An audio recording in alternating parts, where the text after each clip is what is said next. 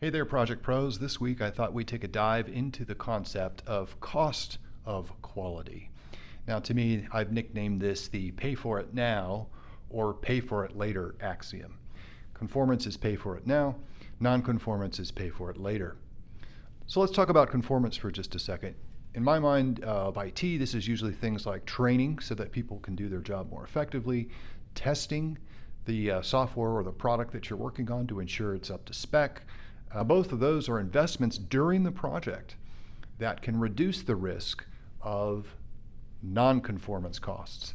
And those are both the internal failure costs and the external failure costs. So assuming we ship code, for example, if there are defects, it could result in rework or waste. Maybe there are modules that are just throwaways, for example. That's internal failure.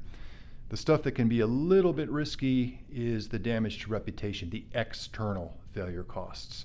So in an extreme example, I tend to think of product recalls in the automotive or even the airline industry. If there's some equipment like seat belts or something like that that have a recall, there's a risk to the consumer, and we of course damage our reputation. We risk the liability of, say, legal action or worse. Now on the surface, it looks quite simple. Avoid the cost of nonconformance, avoid failures. But it's not quite that simple. As a next-gen PM, you want to be able to work within the confines and constraints of your project. Limited resources, limited time, and expectations of your stakeholders. And that's the balance.